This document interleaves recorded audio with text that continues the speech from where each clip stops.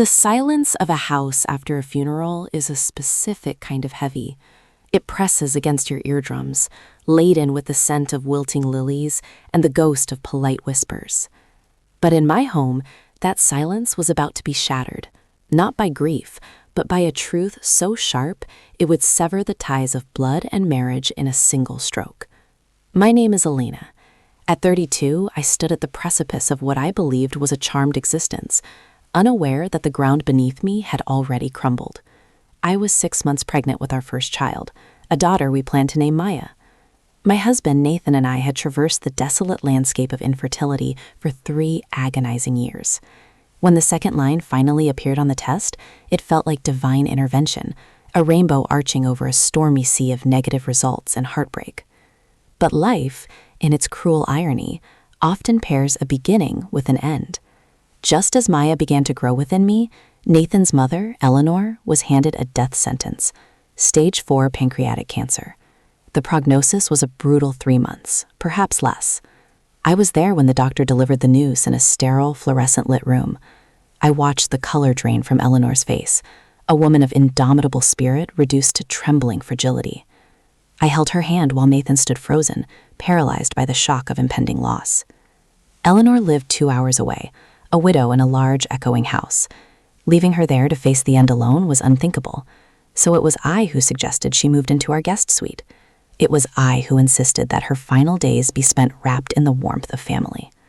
Nathan has hesitated. He cited the stress, my pregnancy, the toll it would take on my body. He suggested hospices, nurses, strangers, but I refused. Eleanor had embraced me as a daughter from the moment I entered her life, never once making me feel like an outsider. She taught me the secrets of her kitchen, shared the lore of Nathan's childhood, and loved me fiercely. Caring for her was not a burden. It was a debt of love I was honored to repay. I resigned from my position as a marketing director, trading boardrooms for a bedside vigil. Nathan's career as a financial consultant was demanding, intensifying just as his mother's health declined. He left before dawn and returned long after the sun had set, citing a massive corporate restructuring. This left me as the sole guardian of Eleanor's twilight. I managed a complex regimen of medications, charting pills and dosages on a whiteboard in the kitchen. I became her physical support, lifting her frail body when her legs failed, preparing meals she could barely stomach, and holding the basin while chemotherapy ravaged her system. We spent hours reading Jane Austen, her favorite, attempting to escape the grim reality of the present.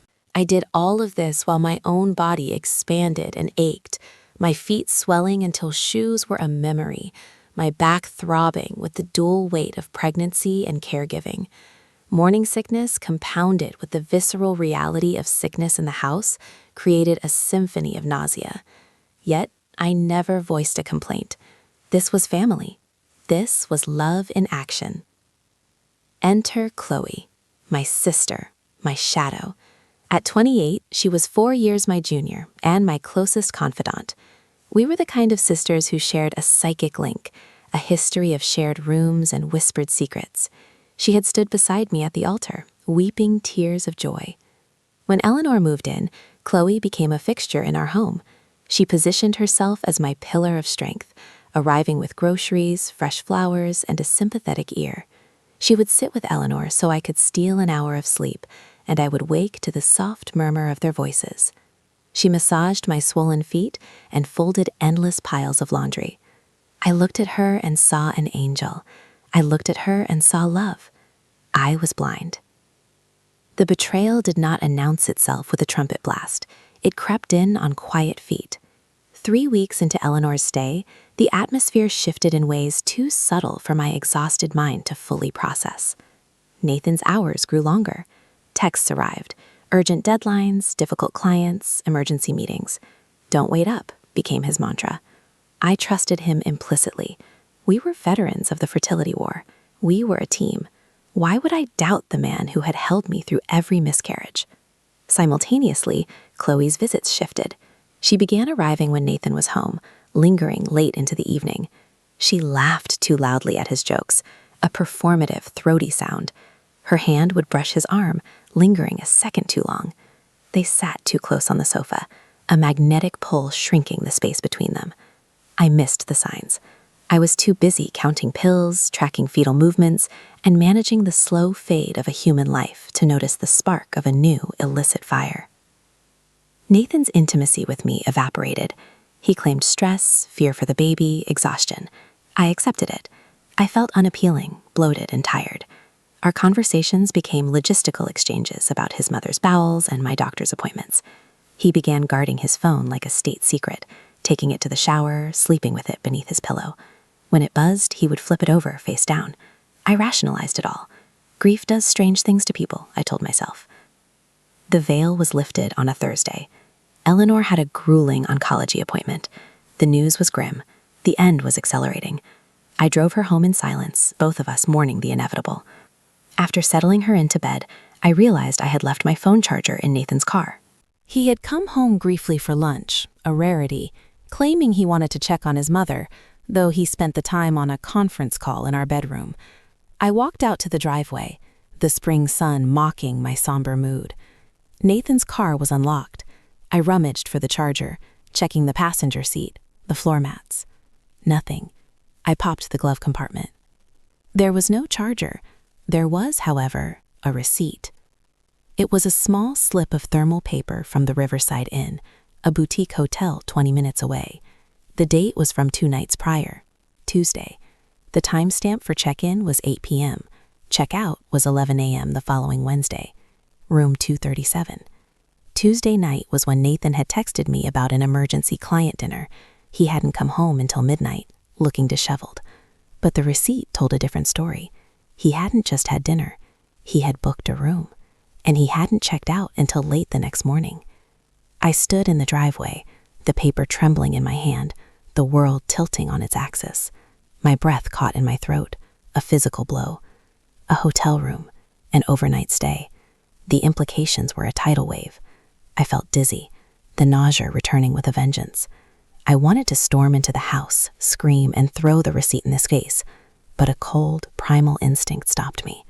A voice in my head, sharp and unfamiliar, whispered, "Wait, observe, don't show your hand." I photographed the receipt with my dying phone and returned it to the glove compartment, exactly as I had found it. I walked back into the house, my heart hammering a frantic rhythm against my ribs, and smiled at my husband. I asked about his day. I kissed him goodbye when he returned to work. He didn't flinch. He looked me in the eye and told me he loved me. And in that moment, I realized I was sleeping next to a stranger. As soon as his taillights disappeared, I went to work. I logged into our joint bank account.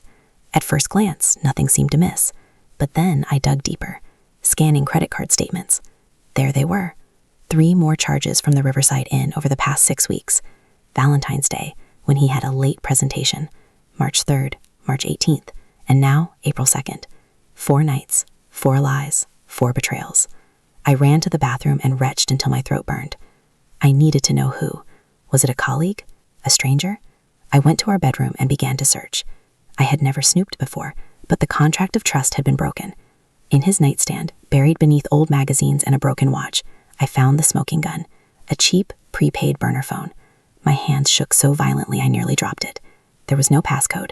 I opened the messaging app. There was only one conversation thread. The contact was saved simply as A. I opened the thread, and my soul turned to ash. "Can't wait to see you tonight. Thinking about you all day. Last night was incredible. I've never felt this way. We have to be careful. Eleanor almost caught me looking at my phone." Elena. My name. They were discussing me as an obstacle. I scrolled back, reading weeks of messages. They were explicit, romantic, delusional.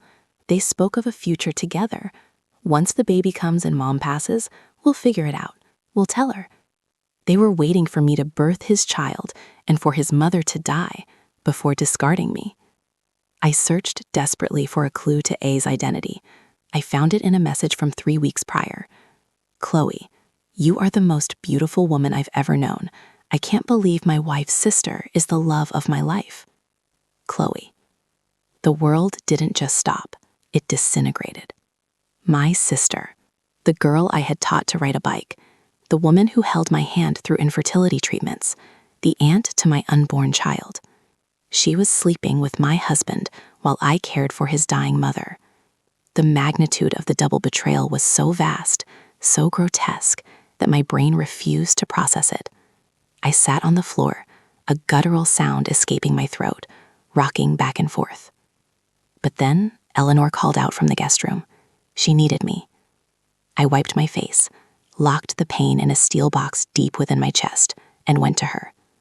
I helped her to the bathroom, fluffing her pillows, smiling through the agony. She commented on how pale I looked. I lied and said I was just tired. I was protecting her, even as her son and my sister were destroying me. That afternoon, I formulated a plan. I could not just confront them. I needed to annihilate their lies. I needed indisputable proof. I photographed every text message on the burner phone. I downloaded the bank statements. I called the hotel, posing as Nathan's assistant, and obtained detailed invoices showing room service orders for champagne and strawberries, romantic cliches purchased while I was wiping vomit and changing sheets. I hired a private investigator, a man named Leonard with eyes that had seen too much. I gave him the schedule. I told him I needed visuals. Within 5 days, he handed me a manila envelope that sealed their fate. High-resolution photos of Nathan and Chloe entering the Riverside Inn, photos of them kissing in his car, photos of them holding hands at a cafe, looking at each other with a sickening adoration. They looked happy. They looked like a couple in love. I looked at those photos and something inside me died, making room for something colder, harder. Eleanor's condition plummeted. The end was near. Nathan took time off work to be by her side, playing the grieving son. I watched him cry over his mother and felt a flicker of pity, quickly extinguished by the notification from my security camera. Chloe was at the door. I watched on my phone as she checked her reflection in the window, applying fresh lipstick before ringing the bell to comfort her grieving sister and lover. I let her in. I accepted her hug. I watched the secret glances they exchanged over Eleanor's dying body, using the tragedy as an opportunity to bond. It was obscene. Eleanor passed away peacefully on a Wednesday. I held her hand until the warmth left it. Nathan wept like a child. I felt hollow. The funeral was held on Saturday, small, dignified. Chloe sat in the back, dabbing at dry eyes. She hugged me in the receiving line, whispering promises of support. She hugged Nathan, holding on too long, her hand stroking his back in a way that was intimately possessive. We hosted a gathering at the house afterward. Friends and family filled the rooms, eating casseroles and praising my strength. "You're a saint," they told me. "Nathan is so lucky." Chloe stood by, nodding, playing the role of the proud sister. The cognitive dissonance was deafening. By evening, the crowd thinned. By 8 p.m., only the three of us remained. The house was quiet, smelling of lilies and betrayal. "I can stay and help clean up," Chloe offered, her voice dripping with faux sweetness. "That would be great," Nathan said, exchanging a look with her. "Actually," I said, my voice cutting through the air like a blade, "I have something I want to show you both. Sit down." I led them to the living room. I had set up my laptop on the coffee table, connected to the large TV screen. They sat on the sofa, careful not to touch, looking at me with confusion. "I made a tribute," I said, my voice steady. "A collection of memories from the last few months. I thought we should watch it together." Nathan's eyes welled up. "Morgan, that's beautiful. Thank you." "Anything for family," I said, locking eyes with Chloe. I pressed play. There was no music, no montage of Eleanor. The screen filled with a screenshot of a text message. "Nathan, I can't wait to taste you again, counting the minutes. Chloe, come over during lunch. Eleanor will be at the doctor's. We have 2 hours." The silence in the room was sudden and absolute. It was a vacuum that sucked the air out of their lungs. Nathan's face went gray. Chloe gasped, her hand flying to her mouth. "What is this?" Nathan whispered, though he knew. "Keep watching," I commanded. The slides advanced automatically, text after text, the timeline of their affair scrolling by in high definition, the plans to meet, the mockery of my pregnancy, the impatience for Eleanor's death. Then came the financial records, the hotel receipts, room 237, the champagne, and finally, Leonard's masterpieces, the photos of them kissing. The photos of them walking hand in hand. The photo of them leaving the hotel the morning after he supposedly worked late.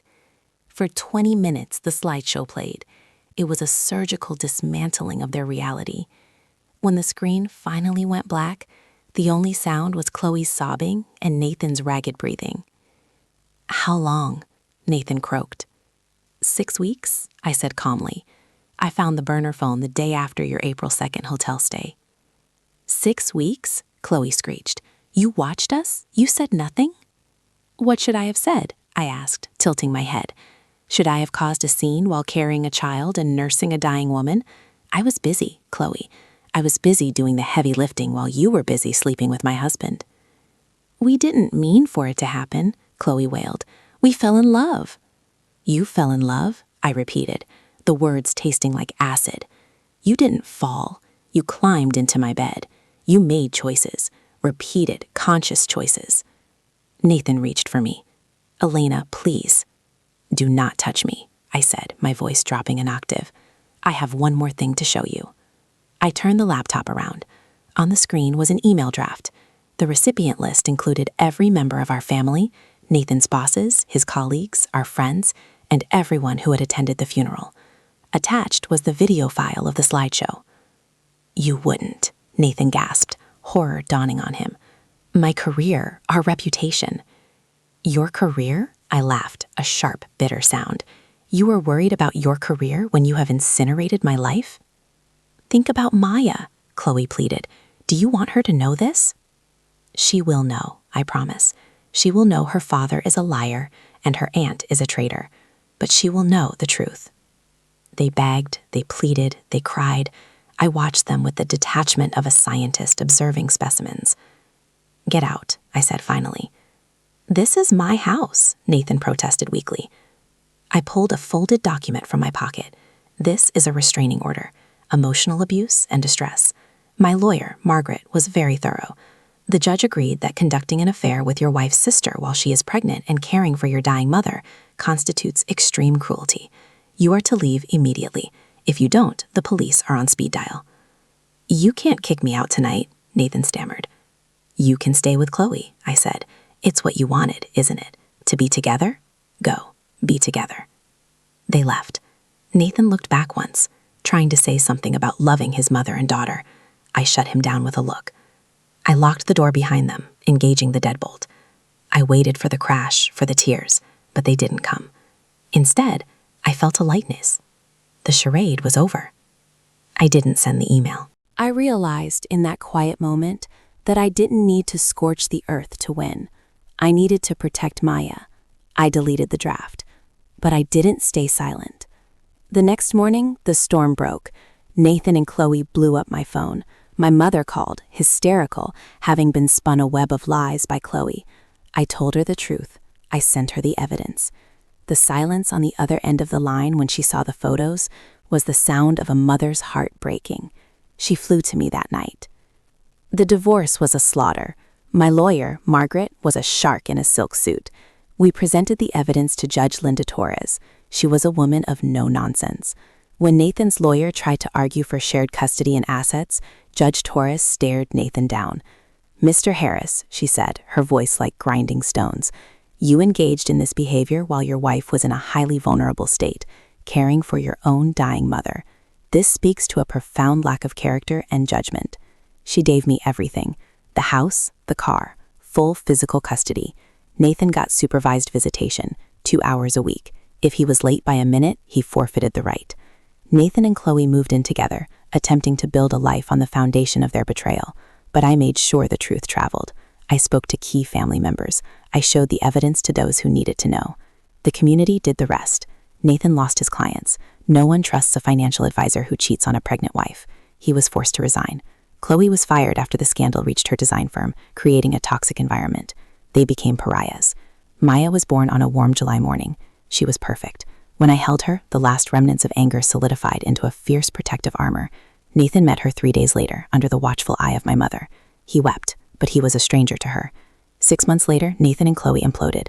Without the thrill of the forbidden, their relationship was just 2 people trapped in a small apartment, suffocating under the weight of social ostracization. Nathan moved to Arizona. Chloe fled to California. 2 years later, I was working from home when the doorbell rang. A woman named Madison stood there, trembling. She had been engaged to Nathan until the day before.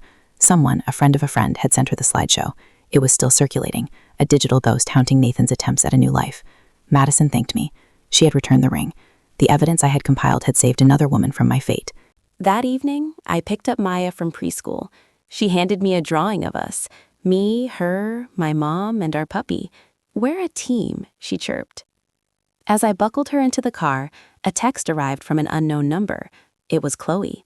A wall of text apologizing, admitting she had destroyed the best thing in her life, admitting she was haunted by guilt. She missed me. She loved me. I stared at the screen. Once, those words would have meant everything. Now they were just pixels. Forgiveness is a gift, and I had none left to give her. I deleted the message and blocked the number. I looked in the rearview mirror at my daughter, singing to herself. I had survived. I had rebuilt. I had won, not by destroying them, but by refusing to let them destroy me. If this story of betrayal and justice kept you on the edge of your seat, don't forget to hit that subscribe button and turn on notifications. We bring you the most gripping real-life dramas every single day. Share this video if you believe in karma, and let us know in the comments, would you have sent that email to everyone?